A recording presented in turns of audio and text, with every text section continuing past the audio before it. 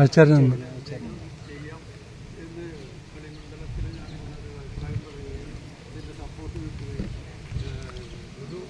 യോഗം പോലെ ഈ ഭൂമി ശങ്കുവാന്റെ മക്കളുടെ മക്കൾക്ക് പോയിട്ട് ജയൻ വിലാസിനി അവരുടെ എന്ന് പറയുമ്പോൾ വില്യസിൻ്റെ മക്കളുടെ കയ്യിലായിരുന്നു. പക്ഷേ എന്തോ ഒരു നിയോഗത്താൽ ജയൻ്റെ പൈസ പ്രശ്നം വന്നപ്പോൾ അത് എൻ്റെ കയ്യിൽ വന്നു ചേരുകയും ഞാനെന്തിനു എൻ്റെ കയ്യിൽ വന്ന സ്ഥലം ഇരിക്കുമ്പോൾ പിന്നെ എന്തിനാ ഞാൻ അടിപ്പറമ്പിലൊക്കെ പോയി പ്രഷർ ചെയ്യുന്നു, ഇവിടെ തന്നെ എന്തെങ്കിലും ഒന്ന് ഉണ്ടാക്കണമെന്ന് തോന്നി. അപ്പോൾ അത് ഇതിപ്പോൾ ഭാര്യയുടെ വയസ്സിൻ്റെ പേരിലാണ് ചർച്ച ചെയ്ത് ഇവിടെ ഒരു എന്തെങ്കിലും ഒരു സംഭവം വേണം എന്ന് ഉദ്ദേശിച്ചു. അപ്പോൾ അതിൻ്റെ ശ്രീനാരായണ സംഭവമായതുകൊണ്ട് ചർച്ച ചെയ്തപ്പോൾ ഒരു വായനശാല ഇവിടെ വേണമെന്ന് ശിവഗിരിയിലത്തെ അവരോട് പറഞ്ഞപ്പോൾ അവർ പറഞ്ഞു. പിന്നെ അപ്പോൾ അതിൻ്റെ പിന്നിൽ കൂടെ പിന്നെ ഓരോന്നൊക്കെ വർക്കൗട്ട് ചെയ്യാം എന്ന് പറഞ്ഞു. പക്ഷേ അതിനായിട്ട് അങ്ങനെ ഒരു ദാനം ചെയ്തിട്ട് സ്ഥലങ്ങളൊന്നും നമ്മൾ ദാനം കൊടുത്തിട്ടൊന്നുമില്ല. പക്ഷേ നമ്മളുടെ ഒരു ചെറിയ ഒരു ഇത് ഇതിലേക്കായിട്ട് മാറ്റി ഞങ്ങളുടെ വയസ്സിൽ ഞാൻ തീരുമാനിച്ചിട്ടുണ്ട്. അപ്പോൾ അതിൻ്റെ ഭാഗമായിട്ട് ആ ചെറിയ സ്ഥലത്ത് വായനശാലയിലൊക്കെ അത്രയും ഇതിൻ്റെ പേരിൽ ഒരു സംഘടന സജീവമായിട്ട് ഉണ്ടാക്കിയിട്ട് പ്രവർത്തനം തുടങ്ങുകയും ഒരു പത്ത് ഒരു വലിയ കമ്മിറ്റിയൊക്കെ വരുന്നിട്ട് കാര്യം പ്രവർത്തനം. പക്ഷേ ഇത് തുടക്കം മാത്രമാണ് ഇപ്പോൾ ചെയ്യുന്നത്. എല്ലാവരും തിരക്കായതുകൊണ്ട് കൂടുതലൊന്നും സംസാരിക്കുന്നില്ല. വന്നു ചേർന്നിട്ടുള്ള പഞ്ചായത്ത് പ്രസിഡന്റിന് സ്വാഗതം അധ്യക്ഷനായിട്ട് അടിപ്പറമ്പിൽ വാരേറ്റം ശാരീരികാവസ്ഥയിൽ കണ്ടറിയാം. എന്നാലും ഇങ്ങനത്തെ ഒരു ഇതായതുകൊണ്ട് വന്നു ചേർന്ന് വാരേറ്റിന് തിരുവനന്തപുരം ഉണ്ണികൃഷ്ണൻ പത്മനാഭ് പ്രസിഡന്റ് പ്രസിഡന്റ് ഒരു ശ്രീനാരായണ ഗുരു വിശ്വസിക്കുന്നതായിരുന്നു. അദ്ദേഹത്തെ യൂണിവേഴ്സിറ്റിയിലെ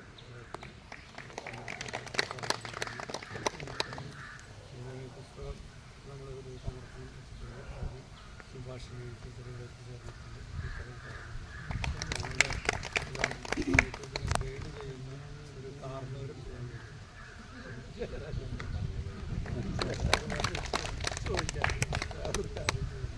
അതായത് സ്വീകരിച്ചു പോയി. അത് കഥകൾ അപ്പോൾ പിന്നെ ചരിത്രത്തിൽ ബുദ്ധൻ്റെ കാലത്തുള്ള എല്ലാ പഠനങ്ങളും കിട്ടില്ല. നമ്മളധികം അറിയാത്ത ഒരു ലോക്കൽ ഒരു ചരിത്രകാരനാണ് കെ വി കൃഷ്ണകുമാർ. കൃഷ്ണകുമാറിനെ ഏത് സാമ്രാജ്യത്തിൽ ഏതൊരു ചരിത്രത്തിൽ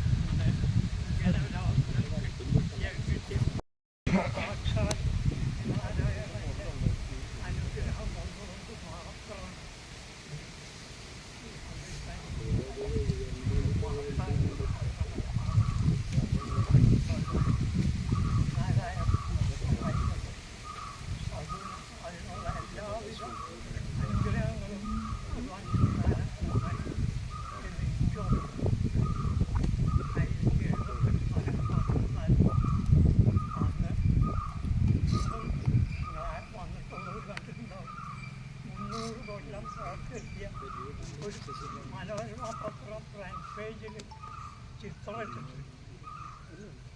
വൃക്ഷമുത്തശ്ശി എന്ന് പറഞ്ഞ് എഴുതിയിട്ടുള്ള ഉത്തലിനി ഉത്തലിനിക്ക് പ്രത്യേകത നമുക്കായില്ല.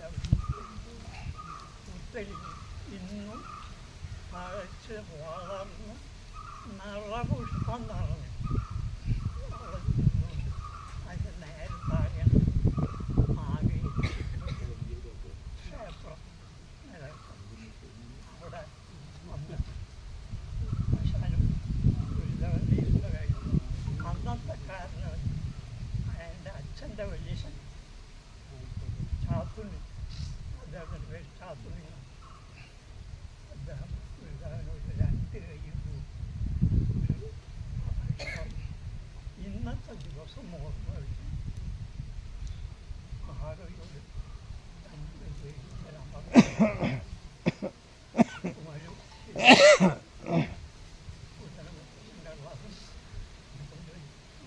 ആ എലിഞ്ഞിൽ തോട്ടിലിരുന്നു ചൊൽക്കൊള്ളും കൊല്ലമോരായിരം എഴുപതോടെട്ടുമാണ്ടി അങ്ങയ്ക്കുൾക്കൊള്ളും ഭക്തിവായ്പ പ്രഭുവര മകരം 12-ാം ദിനത്തിൽ തൃക്കൺ കോണേരി നാരായണം ഒരു പതുമാമബുജസ്പർശനത്താൽ സ്വർഗേഹം ശുദ്ധമാക്കി സുഹൃതാലയ ചാത്തുണ്ണിയാം പുണ്യകൃത്യൻ നാനാപുഷ്പതരുക്കളും ലതകളും ചുഴുന്നും നിതാന്തം ചെവിക്കാനന്ദം വിതറിയിടുമാറും അവിരതം പുംസ്കോകിലങ്കൂടിയും ഊനം വിട്ടിളമാരുതൻ കളിനിലം പോലാക്കിയും നിൽക്കും സ്ഥാനം രമ്യം അടിപ്പറമ്പിൽ കുഴലിടുന്ന അത് എഴുതി മുത്തശ്ശനും കൊടുത്തു. അത് മുത്തശ്ശൻ തലമുറകളായി പലവർ സൂക്ഷിച്ചു. അത് എൻ്റെ ചേട്ടൻ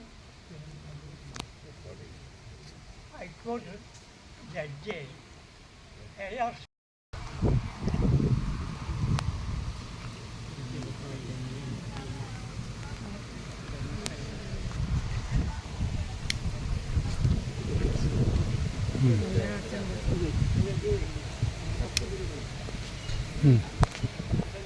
ചേട്ടൻ അല്ലല്ല ഒന്നും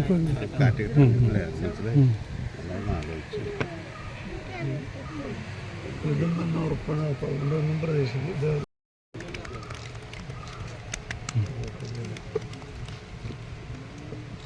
ഇതിലുള്ള കണക്കുള്ളവരൊക്കെ ഇടും.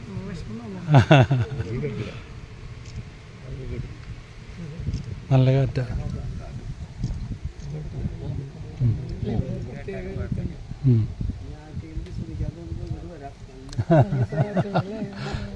അതാണ് കളിക്കുണ്ടല്ലോ കുമാരനാശാൻ കളിക്കുണ്ടല്ലോ.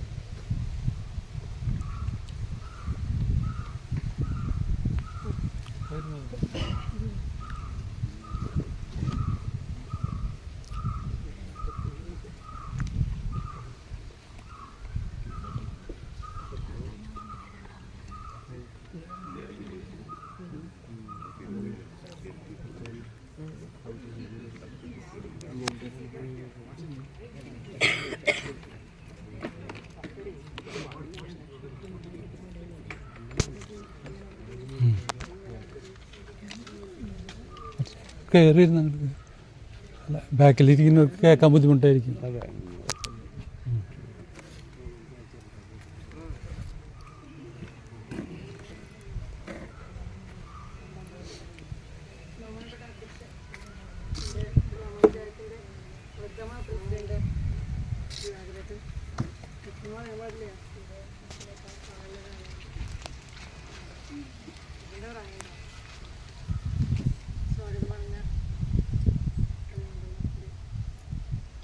സത്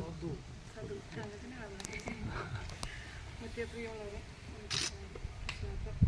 എൻ്റെ പ്രിയപ്പെട്ട ടീച്ചർ സക്കറിയക്ക, ജയരാജ് മാസ്റ്റർ, കൃഷ്ണകുമാർ, മറ്റേ പ്രിയമുള്ളവരെ, എല്ലാവരും പേരെടുത്ത് പറയാൻ എനിക്ക് പെട്ടെന്ന് അധികം പരിചയമില്ലാത്തൊരാളും കൂടിയാണ്. നമ്മളിപ്പോൾ പലതും നമുക്ക് കഴിയാനായി 2 വർഷം കൂടെ ഉള്ളൂ. എന്നിരുന്നാലും ഈ പറഞ്ഞ പോലെ ടീച്ചർക്ക് നന്നായിട്ട് അറിയാം. ഞാനൊരു മലയാളം സ്റ്റുഡൻ്റ് അല്ല, ടീച്ചറുടെ സ്റ്റുഡൻ്റ് ആണെങ്കിലും ഞങ്ങൾ അറബിക്കാണ് ഞങ്ങളുടെ സെക്കൻഡ് ലാംഗ്വേജ്. അപ്പോൾ അത് കാരണം നമ്മൾ മലയാളം വിഷയമായിട്ട് ഏറ്റെടുത്തിട്ടില്ല. അപ്പോൾ അതുകൊണ്ട് ഈ പറഞ്ഞ പോലെ കവിതകളുമായിട്ടൊക്കെ ഒന്ന് പിന്നോട്ടാണ്. ഇതേപോലെ പൊതുപ്രവർത്തന രംഗത്തിലൊക്കെ നമ്മൾ വരുമ്പോഴാണ് ഇതേപോലുള്ള ഒരുപാട് മഹത് വ്യക്തികളെ നമുക്ക് പരിചയപ്പെടാനും ഇത്തരത്തിലുള്ള മേഖലകളിലൂടെ സഞ്ചരിക്കാനൊക്കെ കഴിയുന്നത്. ഇവിടെ വന്നപ്പോൾ തന്നെ ഈ കാര്യം പറഞ്ഞപ്പോൾ തന്നെ നമ്മൾ ഇവിടെ ഈ ഒരു പ്രദേശത്തിനെ കുറിച്ചിട്ട് സഞ്ചരിക്കാൻ പ്രത്യേകം സൂചിപ്പിച്ചു. നമ്മുടെ മഹാകവി കുമാരനാശാനും അതുപോലെ തന്നെ ശ്രീനാരായണ ഗുരുവും എത്തിച്ചേർന്ന ഈ ഒരു പ്രദേശം പാലപ്പാടുകാർക്ക് തന്നെ മുഴുവനായിട്ടും ചിലപ്പോൾ ഇതിനെക്കുറിച്ച് അറിയില്ലായിരിക്കും. കവി അതുപോലെ തന്നെ ശ്രീനാരായണനും അടിപ്പറമ്പിൽ തറവാട്ടിൽ വന്നത് അറിഞ്ഞിട്ടുണ്ട്. അപ്പോൾ നമ്മളോട് മുൻ പ്രസിഡന്റ് നമ്മളോട് സൂചിപ്പിച്ചു അദ്ദേഹത്തിൻ്റെ വീട്ടിൽ ഇതറിഞ്ഞപ്പോൾ ഞാനും അദ്ദേഹത്തിൻ്റെ വീട്ടിൽ ഒരു വട്ടം പോയിട്ടുണ്ടായിരുന്നു. ഒരുപാട് വർഷം 300 വർഷത്തോളം പഴക്കമുള്ള ഇരിഞ്ഞിയും അതുപോലെ തന്നെ നാഗപ്രതിഷ്ഠയും വീടും കാണിക്കാനായിട്ട് അദ്ദേഹത്തിൻ്റെ റിലേറ്റീവ് അവർ എന്നെ വീട്ടിൽ അകത്ത് കൊണ്ടുപോയി എനിക്കത് കാണിച്ചു തരികയൊക്കെ ചെയ്തു. അപ്പോൾ അതേപോലെ തന്നെ നിലനിർത്തിയിരിക്കുകയാണ് ഗുരു വന്ന സ്ഥലം ഉൾപ്പെടെ അദ്ദേഹം പ്രത്യേകം ചൂണ്ടിക്കാണിച്ചു. അപ്പോൾ നമ്മൾ അപ്പോഴാണ് അറിയുന്നത് അടിപ്പറമ്പിൽ തറവാട്ടിൽ വന്നതൊക്കെ നമ്മൾ ചെറുപ്പം മുതലേ അറിയാം. ഞാൻ ഈ പഞ്ചായത്തിൽ തന്നെയാണ് ജനിച്ചു വളർന്നത്. അപ്പോൾ അതുകൊണ്ട് അതിനെ അറിയാം. പക്ഷേ ഇങ്ങനെയൊരു സ്ഥലത്തും ഇതേപോലെ തന്നെ പാലൻകുളം എന്ന് പറയുന്ന സ്ഥലത്തും വന്നിറങ്ങി. ഞാൻ വന്നപ്പോൾ തന്നെ ജയരാജൻ ചോദിച്ചു, അന്ന് ഇറങ്ങിയത് തോട്ടിലാണെങ്കിൽ ഇന്നിപ്പോൾ നിൽക്കുന്നത് ഹൈവേയിലാണ്. ഒരു കാലത്തിൻ്റെ മാറ്റമാണ് ഈ സംഭവിക്കുന്നത്. ഓരോ സമയത്തും കാലത്തിനെക്കുറിച്ച് പാടം മാറണമെന്ന് പറഞ്ഞ പോലെ കാലങ്ങൾ മാറിക്കൊണ്ടിരിക്കുകയാണ്. പക്ഷേ പാടമയ്ക്ക് എന്നും ആ ഒരു ഭംഗി നിലനിൽക്കുന്നതാണ്. ഈ ഒരു സ്ഥലത്തിന് തന്നെ പ്രത്യേക ഒരു അറ്റ്മോസ്ഫിയറാണ്. ഈ നേരം ആയിട്ട് വരെ നല്ലൊരു സമാധാനമാണ് നമ്മളുടെ ഇവിടെ. ചിലപ്പോൾ ഈ വെച്ച് പിടിച്ചിരിക്കുന്ന മരങ്ങളുടെയും ഒക്കെ ഒരു പ്രത്യേകതയാണ്. നല്ലൊരു അറ്റ്മോസ്ഫിയറാണ്. ഒരു വായനയ്ക്ക് പറ്റിയ ഒരു സ്ഥലം തന്നെയാണ് ഇവരുടെ നേതൃത്വത്തിൽ കണ്ടുപിടിച്ചിരിക്കുന്നത്. ലൈബ്രറി അദ്ദേഹം സൂചിപ്പിച്ചു. നമ്മളുടെ അദ്ദേഹത്തിൻ്റെ കാലഘട്ടത്തിൽ ആദ്യത്തെ പഞ്ചായത്ത് പ്രസിഡന്റ് ആയിരിക്കുമ്പോൾ തുടങ്ങിയ ആ ലൈബ്രറിയിൽ നിന്ന് ഇന്ന് നമ്മളുടെ പഞ്ചായത്തിൽ അംഗീകൃതമായിട്ടുള്ള ലൈബ്രറികൾ 7 എണ്ണം ഉണ്ട്. അല്ലാതെ തന്നെ നമുക്ക് കുഞ്ഞുണ്ണി മാഷിൻ്റെ സ്മാരകത്തിൻ്റെ ഉള്ളിൽ ഉൾപ്പെടെ അതല്ലാതെ വേറെ ലൈബ്രറികളും 3-4 എണ്ണം പുറത്തും നല്ല രീതിയിൽ തന്നെ പ്രവർത്തിക്കുന്നുണ്ട്. അംഗീകൃതമാകാതെ തന്നെ 7 എണ്ണം അംഗീകൃതമായിട്ട് തന്നെയാണ് പ്രവർത്തിക്കുന്നത്. നമുക്കൊരു ലൈബ്രറിയും കൂടിയാണ് വരുന്നത്. നമ്മളുടെ കവി കുമാരനാശനെ അതുപോലെ തന്നെ ഗുരുവിൻ്റെയും പേരിലുള്ള ഈ ഒരു ലൈബ്രറി ഔപചാരികമായിട്ട് എല്ലാവരും തന്നെ ഉദ്ഘാടനം ചെയ്യാനായിട്ട് ഒരു മഹത്തായൊരു വലിയൊരു സദസ്സിൽ പങ്കെടുക്കാനായിട്ട് പറ്റിയത് തന്നെ വലിയൊരു ഭാഗ്യമാണ്. ആദ്യമേ തന്നെ ഉദ്ഘാടനത്തിൽ ക്ഷണിച്ചപ്പോൾ തന്നെ ജയരാജൻ മാഷ് പറഞ്ഞു, ഇതൊന്നും ഔപചാരികതയില്ല, നമ്മളുടെ ഒരു കുടുംബത്തിൽ വന്നിട്ട് ചെയ്യുന്ന പോലെ കുട്ടി ചെയ്താൽ മതി അല്ലെങ്കിൽ തന്നാൽ മതി എന്നുള്ളത്. കാരണം ഞാൻ ഇതിനൊരു ആപ്റ്റായ ഒരാളാണെന്നുള്ളത് എനിക്ക് തോന്നിയില്ല. അതുകൊണ്ട് ഞാൻ അവരോട് പറഞ്ഞു, ഞാൻ വന്നു നോക്കാം. ഉദ്ഘാടനം ചെയ്യാനുള്ള അത്ര ഒരു ബഹുമാനം എനിക്കുണ്ടോ എന്നുള്ളത് എനിക്കറിയില്ല. അതിനെക്കുറിച്ച് ആധികാരികമായി പറയാനായിട്ട് എനിക്കധികം അറിയില്ല. പക്ഷേ എന്നിരുന്നാലും നമുക്കൊരു വലിയൊരു മഹത്തായൊരു കാര്യമാണ് നമ്മളുടെ മഹാകവി എന്ന് അറിയപ്പെടുന്ന നമ്മുടെ കുമാരനാശൻ വന്നിറങ്ങിയ സ്ഥലത്ത് നമ്മളുടെ പഞ്ചായത്തിലൊരു ലൈബ്രറി അല്ലെങ്കിലും ഒരുപാട് ചരിത്രമുറങ്ങുന്ന ഒരു പഞ്ചായത്ത് തന്നെയാണ് നമ്മളുടെ. എടുത്തെടുത്ത് നോക്കുമ്പോൾ ഓരോ ഭാഗത്തും ഓരോ ചരിത്രങ്ങൾ തന്നെയാണ് നമ്മുടെ പഞ്ചായത്ത് രേഖപ്പെടുത്തിയിരിക്കുന്നത്. വീണ്ടും അതുപോലെ തന്നെ ചരിത്രത്തിൻ്റെ ഒരു താളുകളിൽ എഴുതപ്പെടാനായിട്ട് നമ്മുടെ ഈ ഒരു ലൈബ്രറിക്കും കഴിയട്ടെ. അതുപോലെ തന്നെ ഇപ്പോൾ തുടങ്ങിയൊരു ചെറിയൊരു പ്രസ്ഥാനമാണെന്നുണ്ടെങ്കിലും ഇത്രയധികം ആളുകളുടെ ഒരു സഹകരണത്തോടുകൂടി ഒരു ഗ്രാമസഭ വിളിച്ചാൽ പോലും ഇത്രയധികം ആൾക്കാരുണ്ടാവില്ല. അപ്പോൾ അതിൻ്റെ ഒരു മഹാത്മ്യം ഉൾക്കൊണ്ടാണ് ഇത്രയധികം ആൾക്കാർ വന്നത്. അപ്പോൾ അത് നമുക്ക് എന്തായാലും വർഷം വലിയൊരു പ്രസ്ഥാനമാക്കി മാറ്റാൻ തന്നെ നമുക്ക് സാധിക്കും. പുതിയ തലമുറയ്ക്ക് ഇതിൽ നിന്ന് പിന്നിട്ട് പോകുന്ന തലമുറയാണ്. ഒരു ലൈബ്രറി അല്ലെങ്കിൽ ഒരു വായന, കുമാരനാശാൻ എന്ന് പറഞ്ഞാലും ഒന്നുമില്ല, ശ്രീനാരായണ ഗുരു എന്ന് പറഞ്ഞാലൊന്നും വലിയൊരു മഹത്വം അതിൻ്റെ തിരിച്ചറിയാനായിട്ട് എന്തുകൊണ്ടോ സാമൂഹ്യവും ശാസ്ത്രവും ഒക്കെ പഠിക്കുന്ന കുട്ടികൾക്ക് വരെ അതിൻ്റെ ഒരു മഹത്വം ഉൾക്കൊള്ളാനായിട്ട് കഴിയാത്തൊരു തലമുറയിൽ കൂടിയാണ് നമ്മളിപ്പോൾ ഒരു ജീവിച്ചു പോകുന്നത്. അപ്പോൾ കുട്ടികൾക്ക് കൂടി ഇതിൻ്റെ ഒരു മഹത്വം ഉൾക്കൊള്ളാനായിട്ട് ഇത്തരം പ്രസ്ഥാനങ്ങൾക്ക് കഴിയട്ടെ എന്ന് ആശംസിച്ചുകൊണ്ട് ഇതിൻ്റെ ഉദ്ഘാടന കർമ്മം നിർവഹിക്കാനായിട്ട് എന്നെ ക്ഷണിച്ച് പ്രത്യേകിച്ച് ഇതിൻ്റെ ഭാരവാഹികളോട് നന്ദി പറഞ്ഞുകൊണ്ട് ഇതിൻ്റെ ഔപചാരികമായി ഇതിൻ്റെ ഉദ്ഘാടന കർമ്മം നിർവഹിച്ചതായിരുന്നു. ഇവിടെ വന്നിരുന്നിട്ട് വായിക്കാനും ഇതിനകത്തുള്ള ആ ഏരിയ ഇപ്പോൾ ഈ കാണാൻ നോക്കണ്ട, സംഭവം അതിൻ്റെ ഔപചാരികമായ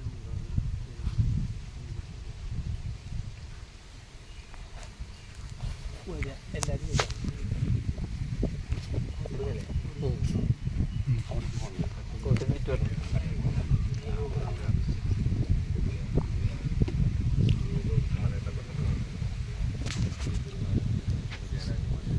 സഹിച്ചേട്ടാ വന്നിട്ടുണ്ട് കേട്ടോ.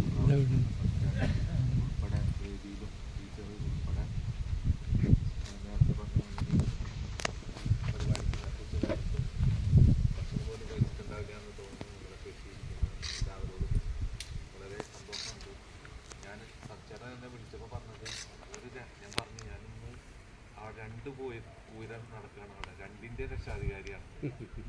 അപ്പൊ രണ്ടിൻ്റെ രക്ഷാധികാരിയാണ് പൂരം. അപ്പൊ ആനപ്പൂരം അവിടെ മെസ്സേജ്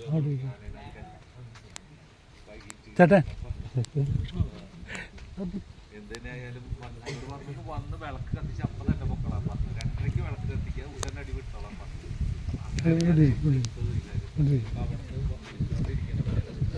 ആദ്യമായി പറഞ്ഞത് ഞാൻ പെട്ടെന്ന് പോകുമ്പോൾ നിങ്ങൾക്കൊരു ധിക്കാരായിട്ട് പോകുന്നത് തോന്നലുണ്ടാകരുതെന്നാണ് എനിക്ക് പറഞ്ഞത്.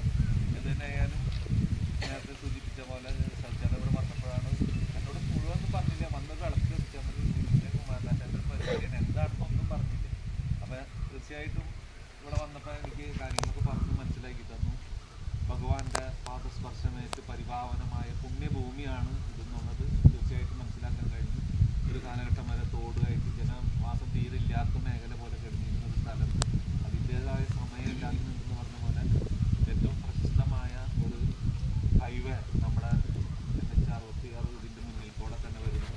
ഏറ്റവും നല്ലൊരു സ്ഥലം എന്ന് പറഞ്ഞാൽ മാറാവുന്ന ഒരു അന്തരീക്ഷമാണ് ഇവിടെ ഉള്ളത്. അപ്പോൾ അവിടെ സജ്ജന ഇങ്ങനൊരു ആശയം തോന്നി, വളരെ സന്തോഷമുണ്ട്. പ്രത്യേകിച്ച് ലൈബ്രറി. ഇപ്പോൾ ഞാൻ ഇവിടെ ഇരുന്ന് നോക്കുകയായിരുന്നു, നിങ്ങളൊക്കെ അമ്മമാരും പ്രായമായ ആൾക്കാരായ കാരണം മാത്രം ഇവിടുത്തെ പ്രസിഡന്റ് സംസാരിച്ചപ്പോഴും അധ്യക്ഷൻ സംസാരിച്ചപ്പോഴും ശ്രദ്ധിക്കുന്നുണ്ട്. ഞാൻ പല യോഗങ്ങളിൽ പോയിട്ടുണ്ടെങ്കിൽ എല്ലാവരും മൊബൈൽ ഇങ്ങനെ എടുത്ത് വെച്ചിട്ട് ഇങ്ങനെ നീക്കിക്കൊണ്ടിരിക്കുന്നത്. അയാൾ എന്തെങ്കിലും പറഞ്ഞോട്ടെ അവിടെ, ഇത് കേട്ടില്ലെങ്കിലും കുഴപ്പമില്ല, കാരണം നേരം പോകാൻ കയ്യിൽ വേറെ സാധനം ഉണ്ടെന്നുള്ള നിലയ്ക്കാണ് എല്ലാ യോഗങ്ങളും. പക്ഷെ അങ്ങനത്തെ ഒരു സംവിധാനം ഇവിടെ കണ്ടില്ല. എല്ലാവരും വളരെ ഭംഗിയായിട്ട് തന്നെ ഇതിന് സഹകരിക്കും. പിന്നെ പ്രത്യേകിച്ച് സൽച്ചേട്ടനെ 2 വാക്ക് പറയാതിരിക്കാൻ വയ്യ. സൽച്ചേട്ടൻ ഏറ്റെടുക്കുന്ന കാര്യങ്ങളൊക്കെ വളരെ ഭംഗിയായിട്ട് തന്നെ അദ്ദേഹം നിർവഹിക്കാറുണ്ട്.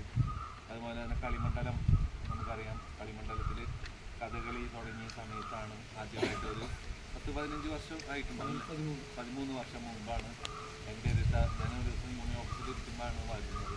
ഇങ്ങനൊരു കളിമണ്ഡലം എന്ന് പറഞ്ഞൊരു പ്രസ്ഥാനമുണ്ട്. ഞാൻ ഗൾഫിൽ വന്ന സമയമാണ് ഇവിടെ ഒരു കഥകളി ചിട്ടപ്പെടുത്തണം ഗുരുദേവനെ കുറിച്ച്. കാരണം ഗുരുദേവനെ കുറിച്ച് ആരെന്ത് വന്ന് പറഞ്ഞാൽ ഞാൻ അതൊരിക്കലും വേണ്ടാന്ന് പറയാം, എന്തിനും കഴിയാവുന്ന സഹായമൊക്കെ ചെയ്തു കൊടുക്കാറുണ്ട്. അപ്പം എന്ന് പറഞ്ഞത് കഥകളി നമ്മൾ ചിട്ടപ്പെടും. ഞാനൊരു കഥകളിയൊക്കെ അങ്ങനെ നടത്തിയാലും നമുക്കത് വിജയിക്കും ഗുരുവിനെ കുറിച്ചല്ലേ നമ്മൾ. പക്ഷെ അത് അങ്ങേയറ്റം വൻ വിജയമായി മാറുകയാണ് ചെയ്തത് ആ കഥകളി കളിമണ്ഡലം. ശിവഗിരിയിൽ വരെ അതിന് വലിയ പ്രോത്സാഹനം കിട്ടി, അവാർഡുകൾ കിട്ടി. അതിൻ്റെ പേരിൽ ഒരുപാട് എനിക്ക് തോന്നുന്നു ആദ്യത്തെ സ്റ്റേജ് തന്നെ അതിനുവേണ്ടി സജ്ജീകരിച്ച് കൊടുത്തു.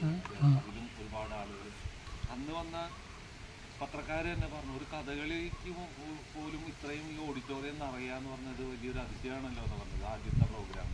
അപ്പോൾ അങ്ങനെ സൽച്ചേട്ടനെ സംബന്ധിച്ച് പറഞ്ഞെങ്കിൽ എവിടെ പിന്നെ ഞാൻ നോക്കുമ്പോൾ ഞാൻ ഇടയ്ക്ക് ഇങ്ങനെ ഓരോ തിരുവനന്തപുരം അല്ലെങ്കിൽ ആലപ്പുഴ, കൊല്ലം ഭാഗത്തൊക്കെ എന്തെങ്കിലും ശ്രീനാരായണ പ്രസ്ഥാനങ്ങൾ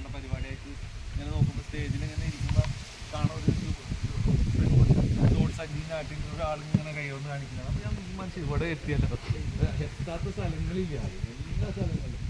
തിരുവനന്തപുരത്ത് പോയിട്ട് ഒരു പരിപാടി ശിവഗിരിയിൽ, ഇപ്പോൾ കഴിഞ്ഞ ദിവസം ശിവഗിരിയിൽ വന്നപ്പോൾ എന്നെ പിന്നീന്ന് പറഞ്ഞിട്ട് ഒരാൾക്കാർ കളിച്ചാണ് അവിടെ ബാഗിൽ. അപ്പോൾ ശ്രീനാരായണ പ്രസ്ഥാനങ്ങളുടെ എന്ത് പരിപാടി ഉണ്ടെങ്കിലും സാധിച്ചേട്ടാ അത് കേരളത്തിൽ എവിടെയെങ്കിലും അവിടെ എത്തുന്ന ഒരു വ്യക്തിയാണ്. അപ്പോൾ അങ്ങനെയുള്ള ഒരാൾ തന്നെ ഇതിനു വേണ്ടി മുൻകൈ എടുത്തു. വളരെ സന്തോഷമുണ്ട്. പിന്നെയെന്ന് വെച്ചാൽ ഈ ലൈബ്രറി, ഞാൻ ഒരു കാര്യം നെഗറ്റീവായിട്ട് അത് എടുക്കരുത്. കാരണം ഇപ്പം നമ്മൾക്ക് ഏത് വിഷയമായാലും, ഞാൻ നേരത്തെ മൊബൈലിനെയും അല്ലെങ്കിൽ നെറ്റിനെയൊക്കെ കളിയൊക്കെ മോശമായി പറഞ്ഞതല്ല, നമുക്കിപ്പോൾ ഒരു ഇന്ന് തന്നെ ഇപ്പോൾ ഞാൻ നോക്കുന്നത് ഇന്ത്യൻ റിപ്പബ്ലിക്കാണ്. അപ്പോൾ നമ്മൾ ഇന്ന് ഇന്ത്യൻ റിപ്പബ്ലിക്കിനെ കുറിച്ചിട്ട് നമുക്ക് എന്താണ് അറിയേണ്ടത്, എന്താണ് റിപ്പബ്ലിക്കിന്, എന്താണ് 1950 ഇന്ത്യ റിപ്പബ്ലിക് ആയത് നമുക്കെല്ലാവർക്കും അറിയാം. 1947 ഇന്ത്യക്ക് സ്വാതന്ത്ര്യം കിട്ടി. അതുവരെ നാട്ടുരാജ്യങ്ങളായിരുന്നു ഇന്ത്യ. പക്ഷെ അത് ഒരു ഏകോപിപ്പിച്ച് ഒരു ഇന്ത്യ എന്നൊരു സമ്പ്രദായത്തിൽ കൊണ്ടുവന്ന് അതിനൊരു ഭരണഘടന ഡോക്ടർ ബാബാ സാഹേബ് അംബേദ്കർ രൂപം കൊടുത്ത് ഒക്കെ ഉണ്ടാക്കിയ ഒരു സംവിധാനം നിലവിൽ വന്നത് 1950 ജനുവരി 26-നാണ്. അപ്പോൾ ഈ വക കാര്യങ്ങളൊക്കെ മനസ്സിലാക്കാനായിട്ട് നമുക്ക് കുറേ പുസ്തകം റെഫർ ചെയ്യേണ്ടത്. നമ്മുടെ ഒരു മൊബൈൽ എടുത്തിട്ട് ഗൂഗിളിൽ പോയിട്ട് ഒരു അതേ വന്നു എല്ലാ കാര്യങ്ങളും. അത്രയും ഈസിയാണ് കാര്യങ്ങൾ. ഇപ്പോൾ നമുക്ക് അത് മലയാളം വേണമെങ്കിൽ മലയാളം, ഇന്ത്യയിൽ ഏത് ഭാഷ വേണമെങ്കിലും അതിൽ കിട്ടും. അത് ഓഡിയോ ആയിട്ട് കിട്ടും, വീഡിയോ ആയിട്ട് കിട്ടും, എഴുതിയിട്ട് വേണമെങ്കിൽ വായിക്കാൻ പറ്റും, ഒക്കെ അല്ല. അപ്പോൾ ഇപ്പോൾ ഞാനത് പറയാൻ കാരണം ഇങ്ങനെയുള്ള സംവിധാനങ്ങൾ നിറഞ്ഞു വന്നപ്പോൾ ഈ ലൈബ്രറിയുടെ പ്രശസ്തി കുറഞ്ഞുകൊണ്ടിരിക്കുക. പുസ്തകങ്ങൾ റെഫർ ചെയ്യാനായിട്ട് കുട്ടികളും ആൾക്കാരും തയ്യാറാവുന്നില്ല. അപ്പോൾ അതാണ് കോളേജുകളിലൊക്കെ എനിക്ക് ഈ മേഖലയിൽ 9 വിദ്യാഭ്യാസ സ്ഥാപനങ്ങളുടെ ചുമതലയുണ്ട്. ലൈബ്രറിയിലൊക്കെ ഞാൻ ചെല്ലുമ്പോൾ ഒരു കുട്ടികളും വന്ന് 2 കുട്ടി ആൺകുട്ടി പെൺകുട്ടി അവിടെ ഇരുന്ന് വർത്താനം പറയുമ്പോൾ നമ്മൾ വിചാരിക്കും പുസ്തകം തുറന്നു വെച്ചിട്ടുണ്ടാവും. അപ്പോൾ അതൊക്കെ ശ്രദ്ധിച്ച് നോക്കിയാൽ അവർ പുസ്തകത്തിലെ കാര്യമല്ല പറഞ്ഞു, എപ്പോൾ വരും അവിടെ ഐസ്ക്രീം പാർലറാണ് അവിടെ പോകേണ്ടത്. അപ്പോൾ അങ്ങനെയാണ് ലൈബ്രറിയിൽ അവർ സമയം കണ്ടെത്തുന്നത്, അല്ലാണ്ട് പുസ്തകം റെഫർ ചെയ്യാനല്ല. അപ്പോൾ ഞാൻ ലൈബ്രറിനോട് നിങ്ങൾ കാണുന്നില്ല അവിടെ അവർ റെഫർ ചെയ്യല്ലേ സാറേ, നമ്മൾ റെഫർ ചെയ്യുന്നത് അവിടെ പോയി നോക്കുമെന്ന് പറഞ്ഞു. അപ്പോൾ അങ്ങനെ ഞാനത് കുറ്റം പറഞ്ഞതല്ല, അങ്ങനെയുള്ള സംവിധാനങ്ങളായി മാറി. അപ്പോൾ അതുകൊണ്ട് എൻ്റെ കയ്യിൽ തന്നെ ഒരുപാട്, ഞാൻ ഓരോ ഫംഗ്ഷന് പോകുമ്പോഴും ഒന്ന് ഇങ്ങനെ ഒരു ശ്രീനാരായണ ഗുരുവിനെ കുറിച്ചിട്ടോ കുമാരനാശാനെ കുറിച്ചിട്ടുള്ള ഓരോ പുസ്തകങ്ങൾ വരും. അങ്ങനെ പുസ്തകം കിട്ടി ഇപ്പോൾ 22 കൊല്ലമായി ശ്രീനാരായണ പ്രസ്ഥാനത്തിൻ്റെ നേതൃത്വത്തിൽ വന്നു. ഒരുപാട് പുസ്തകങ്ങൾ എൻ്റെ കയ്യിലുണ്ട്. അപ്പോൾ ഞാൻ ഈ പുസ്തകങ്ങളൊക്കെ വീട്ടിൽ ഇങ്ങനെ ഒരു മുറിയിൽ സൂക്ഷിച്ചുകൊണ്ടിരിക്കുക. കാരണം എന്ന് വെച്ച് കഴിഞ്ഞാൽ എൻ്റെ മക്കൾ ഒരിക്കലും ആ പുസ്തകങ്ങൾ വായിക്കാൻ പോകുന്നില്ല, എനിക്കറിയാം. അവർ ഈ നെറ്റും കമ്പ്യൂട്ടറും ചർച്ച ചെയ്യുന്ന ആൾക്കാരാണ്. അപ്പോൾ അങ്ങനെ പറഞ്ഞു കഴിഞ്ഞാൽ ഇവിടെ നല്ലൊരു ലൈബ്രറി നമ്മൾ നല്ല രീതിയിൽ വരികയാണെങ്കിൽ തീർച്ചയായിട്ടും ആ പുസ്തകങ്ങൾ മുഴുവനും ഇവിടെ കൊണ്ടുവന്ന് വയ്ക്കാൻ കൂടി സമ്മതമാണ് എന്നുള്ള ഒരു അഭിപ്രായമാണ് ഞാൻ പറഞ്ഞത്. ഒരുപാട് പുസ്തകങ്ങളുണ്ട് കുറച്ചല്ല. അപ്പോൾ അത് വളരെ സന്തോഷം. പ്രത്യേകിച്ച് കുമാരനാശൻ്റെ സ്മൃതി യോഗത്തിൻ്റെ ആദ്യത്തെ ജനറൽ സെക്രട്ടറി, ഭഗവാന് താങ്ങും തണലുമായി നിന്നിരുന്ന കുമാരനാശൻ, കുമാരൂർ, അത്രയും കഴിഞ്ഞ വർഷമാണ് നമ്മൾ 150-ാം ജന്മദിനം കുമാരനാശാൻ്റെ ആചരിച്ചത്. അപ്പോൾ അങ്ങനെയുള്ള കുമാരനാശാൻ്റെ പേരിൽ തന്നെ മഹാകവിയായിട്ടുള്ള മഹാകാവ്യം എഴുതാതെ മഹാകവിയായ കുമാരനാശാൻ്റെ പേരിൽ ഇങ്ങനെ ഒരു സംവിധാനം തുടങ്ങാൻ കഴിയട്ടെ. അതിനുവേണ്ടി സർവേശ്വരൻ്റെ മഹാഗുരുവിൻ്റെ എല്ലാ അനുഗ്രഹം എല്ലാവർക്കും ഉണ്ടാകട്ടെ എന്ന് മാത്രം ആത്മാർത്ഥമായി പ്രാർത്ഥിച്ചുകൊണ്ട് ഈ കുമാരനാശാൻ ലൈബ്രറി ഉദ്ഘാടനം ചെയ്യും.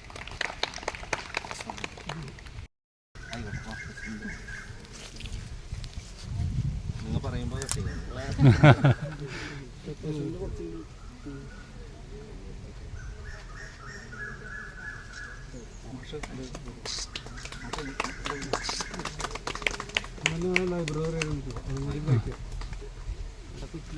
കുറ്റി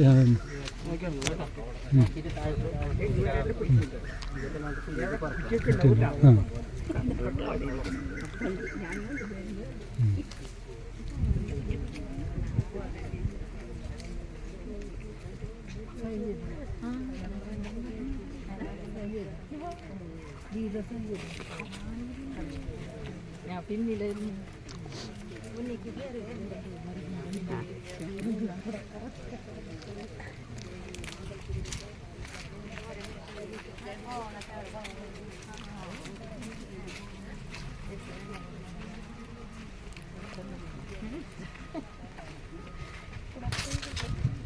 കയ്യിലെ കുഞ്ഞുണ്ട്.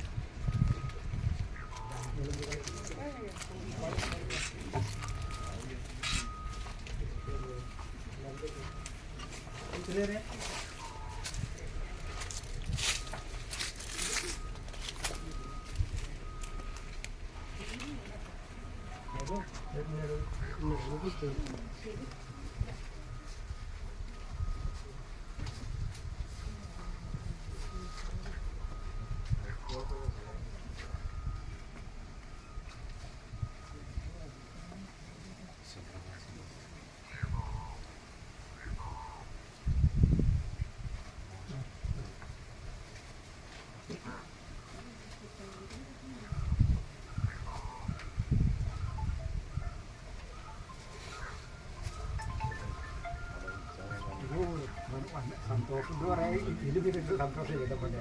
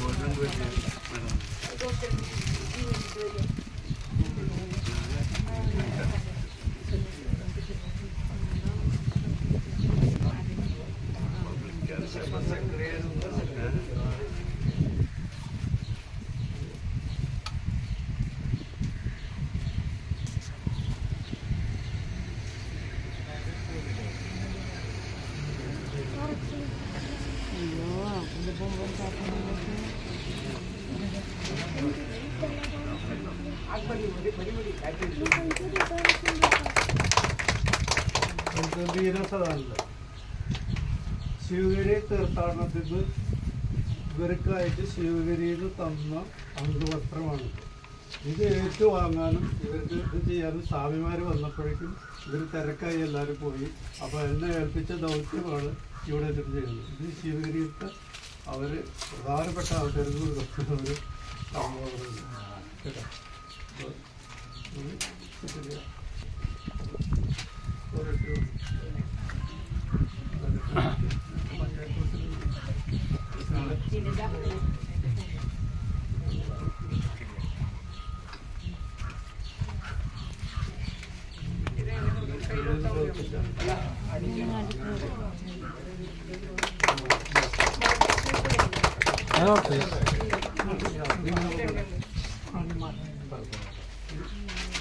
പിന്നെ പേര് വായിക്കുന്നവർ വന്നിട്ട് അസ്ലോഫി ശ്രീലാൽ ശ്യാമള ദിലീപ് ഒരു തിരക്കുള്ളവരും ദൈവം പോകുന്നതല്ല. അടുത്തവരെ വിളിച്ച ചേട്ടാ ശ്യാമള ദിലീപ്, ഷീജ മുരളി, രജനി സുരേഷ്, ഗീതാ പ്രസാദ്, ഗീതാ സോമൻ, വിജയ് പ്രജേഷ്, ബിന്ദു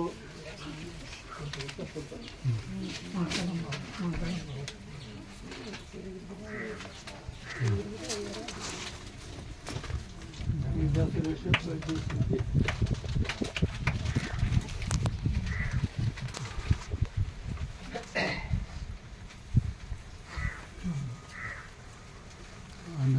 എൻ്റെ കാല് കെട്ടി എൻ്റെ കാല് കെട്ടി നമസ്കരിക്കും.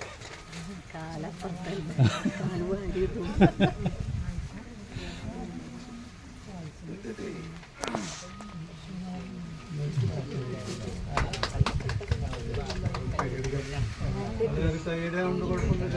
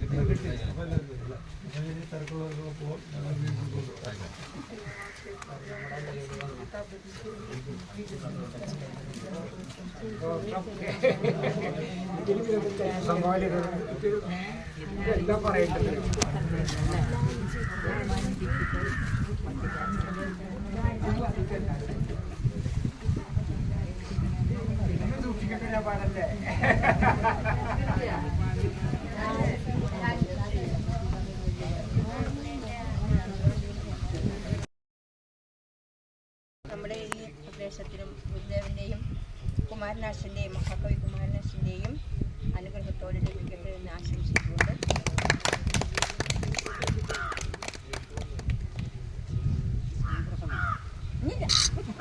ഒരു വാക്ക് സ്വീകരിച്ച് ശശികാന്തിനെ നോക്കി പറയില്ല. ശശികാന്ത് UAE-യിലെ ശ്രീനാരായണ പ്രസ്ഥാനങ്ങളുടെ പ്രധാന ചുക്കാൻ പിടിച്ചിരുന്ന ഒരു വ്യക്തിയാണ്. റിട്ടയർമെന്റിന് ഇവിടെ വന്നപ്പോൾ ഇല്ലില്ല ആയിട്ടില്ല, വളരെ സ്നേഹത്തോടെ റിട്ടയർമെന്റ് ആയിട്ടില്ല, അവിടെ ചെയ്തോണ്ടിരിക്കുന്നു ഇപ്പോഴും, റിട്ടയർഡ് ആയിട്ടില്ല. ഇല്ലില്ല. അപ്പോൾ മൂപ്പരുടെ പ്രവർത്തനത്തിൻ്റെ ഇത് നമ്മളുടെ ഈ ഒരു ആശാൻ മണ്ഡലത്തിൽ ഒരു ഉണ്ടാവണം എന്ന് ഉദ്ദേശിച്ചുകൊണ്ട് ഞങ്ങളൊരു ചെറിയൊരു സംഘടനയുടെ വലിയ സ്ഥാനത്ത് അദ്ദേഹത്തിന് പരിചയപ്പെടുത്തിയതാണ്.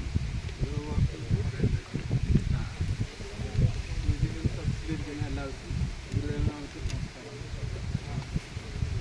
ഞാൻ അവിടെ ഒരു വലിയൊരു പ്രോഗ്രാം കഴിഞ്ഞിട്ട് ഇങ്ങോട്ട് വരുന്നത്. അവിടെ തീർത്ഥാടനം ഉണ്ടായിരുന്നു. 7 UAE-യിൽ 7 അംബേസിൻ്റെ 5000-ഓളം പ്രതിനിധികൾ എല്ലാ ദേശത്തു നിന്നും കൂടിയിട്ടുള്ള വലിയൊരു പ്രോഗ്രാമായിരുന്നു. 5000-ൽ മേലെ ആൾക്കാരുണ്ടായിരുന്നു. ഇവിടുന്ന് സ്വാമിമാരൊക്കെ വന്ന് അതൊക്കെ കഴിഞ്ഞിട്ട് വരുന്നു. കഴിഞ്ഞിട്ട് ഇവിടെ വന്നപ്പോൾ നല്ലൊരു ഗുരുദേവൻ്റെയും കൃതികളും അതിൻ്റെതായിരുന്നു അവിടുത്തെ ഡാൻസും പ്രോഗ്രാമുകളും എല്ലാം. ഇവിടെ നമ്മൾ ഇതിൽ നോക്കുമ്പോൾ എല്ലാവരും കുറച്ച് ഇതല്ല പറയുന്നത്, അത് ചെറിയ പുതിയ തലമുറകൾ ആരും കാണാനില്ല. പക്ഷെ അവിടുത്തെ പ്രത്യേകത എന്താണെന്ന് വെച്ചിട്ടുണ്ടെങ്കിൽ പുതിയ തലമുറകൾ ആയിരുന്നു കൂടുതലും പേരുണ്ടായിരുന്നു. അവരെ നമ്മൾ അച്ഛനും അമ്മമാരും എല്ലാവരും ഇതിൽ വളരെ ആക്റ്റീവ് ആക്കിയിട്ട് ഡാൻസ് വെച്ചിട്ടുണ്ടെങ്കിൽ ഗുരുദേവ കുമാരനാശൻ്റെ കവിതകൾ ഇതെല്ലാം ഉള്ളൊരു ഡാൻസും പ്രോഗ്രാമുകളായിരുന്നു ഉണ്ടായിരുന്നത്.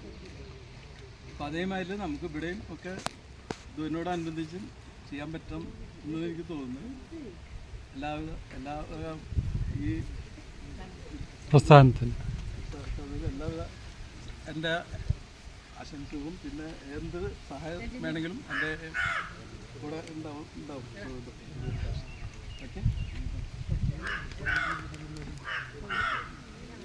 ഇവിടെ ഈ കൃഷ്ണകുമാറാണ് ഞങ്ങളുടെ പ്രധാനമായിട്ടും ഈ ചരിത്രം സംബന്ധിച്ചിട്ടുള്ള ഡീറ്റെയിൽസൊക്കെ തരുന്നത്. ഞാനും അപ്പോൾ കൃഷ്ണകുമാർ 2 വാക്കായിട്ട് ആമുഖമായിട്ട് ഇതിനെപ്പറ്റി പറയേണ്ട ആളാണ്. പ്രസിഡന്റ് തിരക്ക് പറഞ്ഞുകൊണ്ട് എല്ലാത്തിനും ആദ്യം പറയേണ്ട ആളാണ്.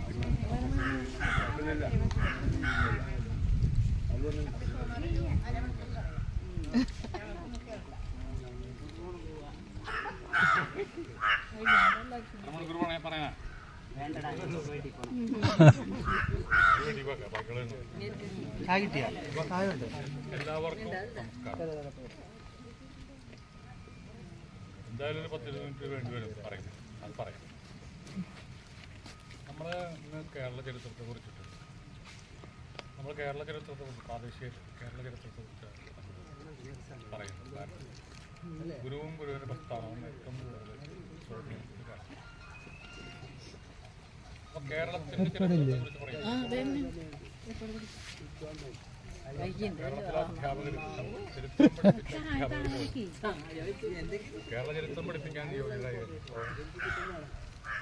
കേരളത്തിലത്തെ ഒരു യൂണിവേഴ്സിറ്റിയിൽ ഗവൺമെൻറ് കോളേജുകൾ വളരെ സീരിയസ് ആയിട്ട് കേരളത്തിലെ ചരിത്രം പഠിപ്പിക്കുന്ന ഡിപ്പാർട്ട്മെൻറ്റ് കേരളത്തിലെ ഗവൺമെൻറ് കോളേജുകൾക്ക് ചരിത്ര വിഭാഗങ്ങൾ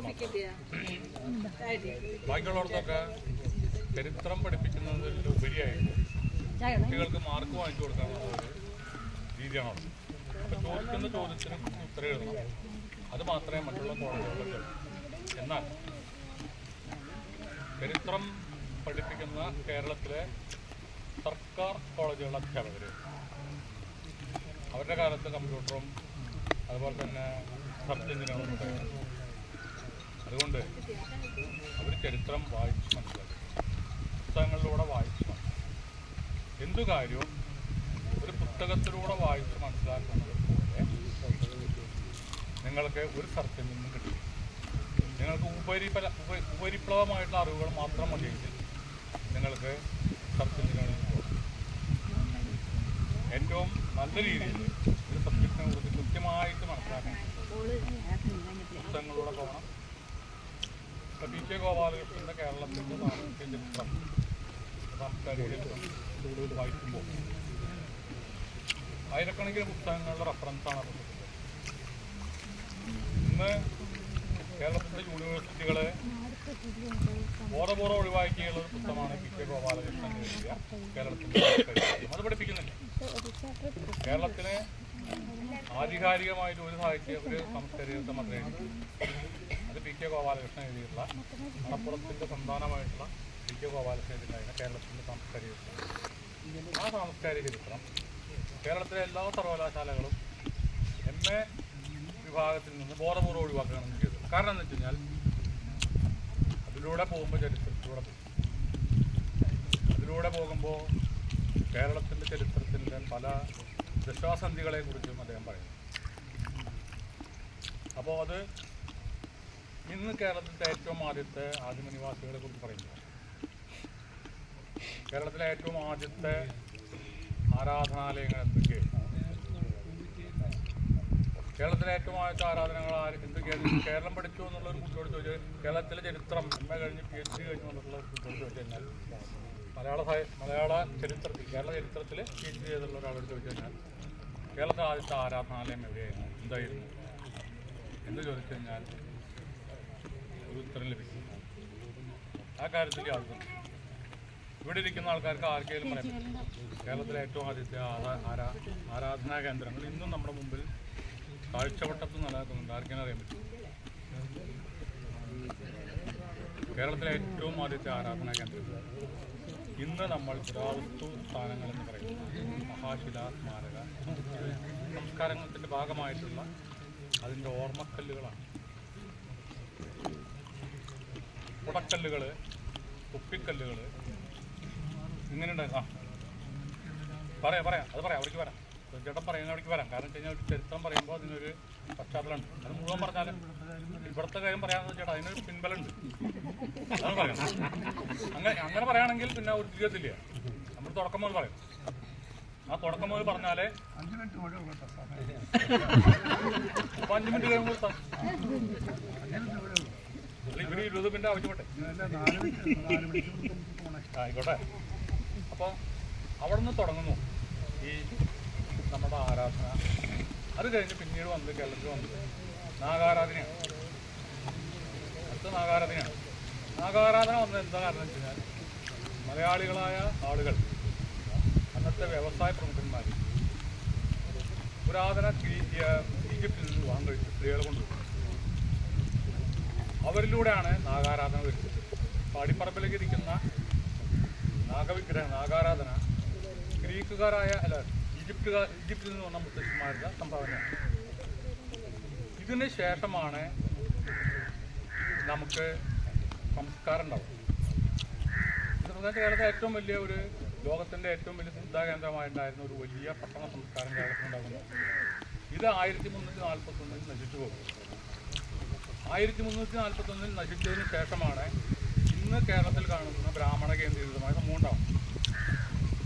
അതിനുശേഷം 4 സംസ്കൃതികൾ കേരളത്തിൽ ഭരിച്ചു.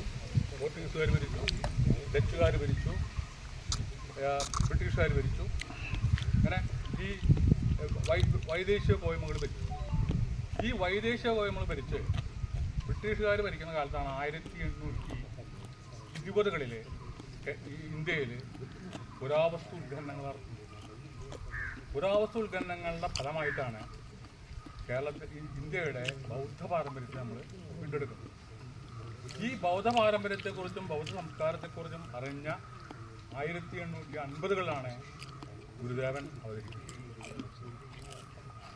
ഈ ഇങ്ങനെ ശൃംഖലാബന്ധിതമായിട്ട് നമ്മൾ മനസ്സിലാക്കുമ്പോഴാണ് ഈ ഇത്രയും പശ്ചാത്തലം ഇതിന് പിന്നിലുണ്ട്. അങ്ങനെ ഏറ്റവും വലിയ ഇന്ത്യയിലെ അടിച്ചമർത്തപ്പെട്ട അധസ്ഥിതനും പിന്നോക്കക്കാരനും ഒക്കെ ഒരു പുതിയ ഊർജത്തിലിരിക്കുന്ന സമയത്താണ് ഗുരുദേവൻ അവതരിക്കുന്നതും ആ ഗുരുദേവൻ്റെ ആശയങ്ങളെ പ്രചരിപ്പിക്കാൻ കഴിയുന്നത് ഒരു സാമൂഹ്യ മാറ്റം മൊത്തം ഇന്ത്യയിലുണ്ട്. ആ മാറ്റത്തിൻ്റെ ഭാഗമായിട്ടാണ് ഇന്ത്യയിലെ റിനൈസൻസ് നവോത്ഥാനം ഉണ്ടാകുന്നത്. അങ്ങനെ 1856 ജനിച്ച ഗുരുദേവൻ 1888 അരുവിപ്പുറത്ത് ശിവപ്രതിഷ്ഠയാണ്. ആ അരുവിപ്പുറത്തെ ശിവപ്രതിഷ്ഠയോട് കൂടി കേരളം മുഴുവനും, പ്രത്യേകിച്ച് കേരളത്തിലത്തെ ജാതിപരമായിട്ട് വേർതിരിവോടുകൂടി ജീവിക്കേണ്ടി വന്ന ആളുകൾ ഇദ്ദേഹത്തെ തങ്ങളുടെ കുലഗുരുവായിട്ട് സ്വീകരിക്കുകയും അദ്ദേഹത്തെ തങ്ങളുടെ വീടുകളിലേക്ക് ആനയിച്ചു കൊണ്ടുപോവുകയും ചെയ്തു. അദ്ദേഹത്തിന് നാടുകളിലേക്ക് കൊണ്ടുപോകുന്നു. ഓരോ നാടുകളിലെയും സന്താന്മാർ സമാന്തരമായിട്ടാണ് ആ കേരള ജീവിതം ഒന്ന് നമ്പൂതിരി കേന്ദ്രീകൃതമായിട്ടുള്ള ഒരു സമൂഹം, പിന്നെ ഈഴവ കേന്ദ്രീകൃതമായ സമൂഹം. ഈ രണ്ട് കേന്ദ്രീകൃതമായ സമൂഹങ്ങളും പരസ്പരം സംഘർഷത്തിലാണെന്ന് കേരളത്തിലുണ്ടായിരുന്നത്. ആ കാലഘട്ടത്തിലേക്കാണ് ഗുരുദേവൻ അവതരിക്കുന്നത്. ഗുരുദേവൻ ഇവരെല്ലാവരും കൊണ്ടുപോകുന്നത്. അങ്ങനെ കൊണ്ടുപോകുമ്പോൾ ഇവിടെ ആരും ചിന്തിച്ചിട്ടില്ലാത്തൊരു കാര്യം നടക്കാം. എന്താണെന്ന് വെച്ച് കഴിഞ്ഞാൽ കേരളം ഏകീകരിക്കപ്പെടും. ഇപ്പം നമ്മളിവിടെ പറയുമ്പോൾ മകരം 12 എന്ന് പറയുമ്പോൾ കേരളത്തിൻ്റെ ഏകീകരണത്തിൻ്റെ പൂർണ്ണമായ അവസ്ഥയ്ക്ക് നമ്മൾ ചെയ്യും. 1903 മകരം 8-ാം തീയതിയാണ് ഗുരുദേവനെ പെരുങ്ങോട്ടുകരയിലേക്ക് ആനയിക്കുന്നത്. അത് ആനയിച്ച ആള് കരാട്ടുപറമ്പിൽ തറവാട്ടിലെ അന്നത്തെ മുഖ്യമാണ് ശങ്കരൻ എന്ന് പറയുന്ന കാരണവരാണ്. അദ്ദേഹത്തിൻ്റെ അതിഥിയായിട്ട് ഗുരുദേവൻ അവിടെ താമസിക്കുന്നു. 8, 9, 10, 11, 12-ാം തീയതി ഉച്ചവരെ 5 ദിവസം. ആയിക്കോട്ടെ, കൈവിടുകളിൽ നടക്കട്ടെ. പിന്നെ പന്തേക്ക്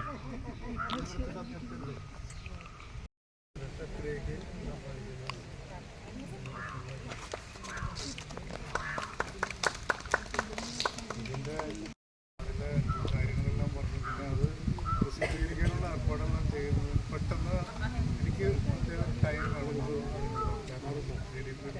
വീണ്ടും കൃത്യമായ രീതിയിൽ പോകണം. പെട്ടെന്ന് വേണമെന്ന് പറഞ്ഞപ്പോൾ പ്ലാൻ ചെയ്തത് അല്ലെങ്കിൽ ഓഗസ്റ്റ് പ്രസിദ്ധീകരിക്കേണ്ടായിരുന്നു. എല്ലാ ആശംസകളും. ഇനിയും ഒരുപാട് ചരിത്ര കാര്യങ്ങളും എല്ലായിട്ടും എഴുതാൻ കഴിയട്ടെ. സദ്യ ചെയ്യുന്നത് ചെറിയൊരു കാര്യങ്ങളല്ല. അത് നമ്മളിപ്പോൾ കേരളത്തിൽ വളരെ അപൂർവം ആൾക്കാർ നടത്തുന്നത് ഈ രീതിയിലുള്ള പ്രവർത്തനങ്ങളായിട്ട് പോകുന്നത്. സംഘടനാ പ്രവർത്തനങ്ങൾ SNDP അല്ലെങ്കിൽ മറ്റുള്ളവർക്ക് ആയിട്ട് പോകാൻ എളുപ്പമാണ്. പക്ഷേ ഇത് അത്ര എളുപ്പമുള്ള കാര്യങ്ങളല്ല. കഥകളിൽ എല്ലാ ആശംസകളും. ഒരു വാക്ക് ഞാനെടുത്ത് പറയാൻ വെച്ചാൽ നാളെ ഹബീബ് പലപ്പോഴും എഴുത്തുകാരനോട് ഉണ്ടായിരുന്നു. അദ്ദേഹത്തിൻ്റെ അനുസ്മരണം, അതുപോലെ തന്നെ നാട്ടിലെ കുറേ ആൾക്കാരെ നമ്മുടെ നാടിന്, കാരണം സാധാരണ അവാർഡ് നമ്മൾ വത്സല ടീച്ചർ, അതുപോലെ തന്നെ മുകുന്ദൻ, വീരേന്ദ്രകുമാർ, ഓരോ പ്രശസ്തരായ വ്യക്തികൾക്ക് അവാർഡ് കൊടുത്തിരുന്നു. അപ്പം 2 വർഷമായിട്ട് നമ്മൾ ശ്രീധരനൊക്കെയാണ് അതിൻ്റെ അനുസ്മരണം നടത്തുന്നത്.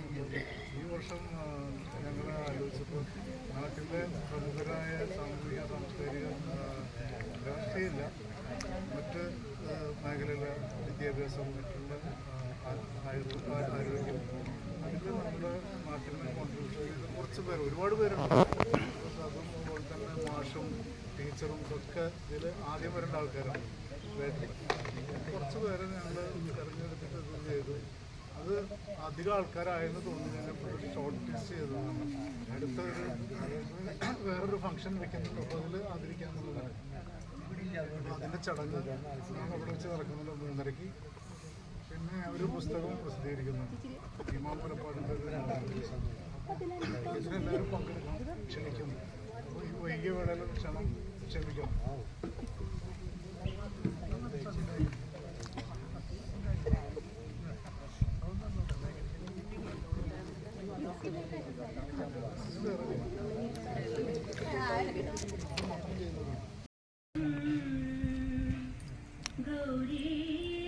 ഗൗരീശപുത്രം മഹാകായരൂപം ഗജേന്ദ്രവക്ത്രം മഹാശൂർപകർണം ഗൗരീശപുത്രം മഹാകായരൂപം